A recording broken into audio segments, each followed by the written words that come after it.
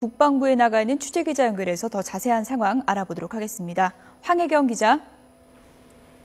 네, 국방부에 나와 있습니다. 네, 무엇보다 도주한 병장 검거가 중요할 텐데요. 아직까지 잡히지 않고 있죠. 네, 그렇습니다. 사고가 난 지 현재 15시간가량이 흘렀습니다만 총기 사고를 내고 도주한 임병장의 신병은 아직 확보되지 않았습니다. 육군은 현재 부대 내 전 지역에 경계태세 가운데 최고 수위인 진돗개 하나를 발령하고 임병장의 신병을 확보하는 데 총력을 기울이고 있습니다. K2 소총과 실탄 60여 발 등으로 무장한 임 병장은 현재 부대 인근 야산에 은신하고 있을 가능성이 가장 높은 것으로 추정되고 있습니다. 군 당국은 임 병장이 월북할 가능성에 대비해 먼저 사단 내 GOP와 비무장지대 내 GP를 연계해 강력한 차단 작전을 벌이고 있습니다. 군은 임 병장이 또 다른 추가 피해를 일으킬 수도 있는 만큼 인접한 마을에는 이장 등을 통해 주민 이동을 막고 임 병장을 발견한 즉시 신고해 줄 것을 당부한 상태입니다. 이와 함께 군 당국은 현재 헬기를 동원해 항공 정찰을 벌이고 있고 군단 특공부대도 투입해 임 병장이 은신했을 것으로 추정되는 야산을 중심으로 정밀 수색을 벌일 방침입니다. 네, 그런데 임 병장이 GOP에서 근무하기 전에 A급 관심사병으로 분류된 것으로 확인이 됐습니다. 때문에 어찌 보면 예견된 사고였다, 이런 지적도 나오고 있는데요. 국방부는 어떤 입장입니까?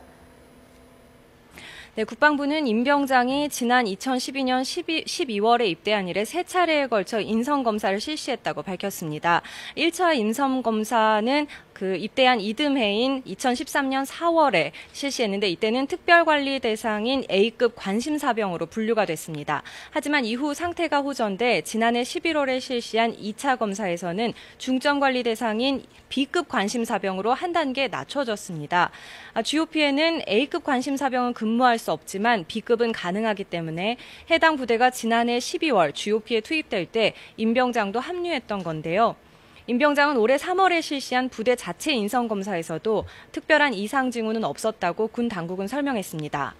국방부 측은 임 병장이 GOP에 근무하게 된 경위에는 별다른 문제가 없다는 입장이지만 이 같은 대형 사건이 발생한 원인에 대해서는 좀 더 조사를 해봐야 할 부분이라며 말을 아꼈습니다. 이와 관련해 현재 육군본부는 중앙수사단장 등 48명을 사건 발생 부대에 파견해 유가족들이 참여한 가운데 현장을 감식하고 피해 장병들의 진술을 듣고 있습니다.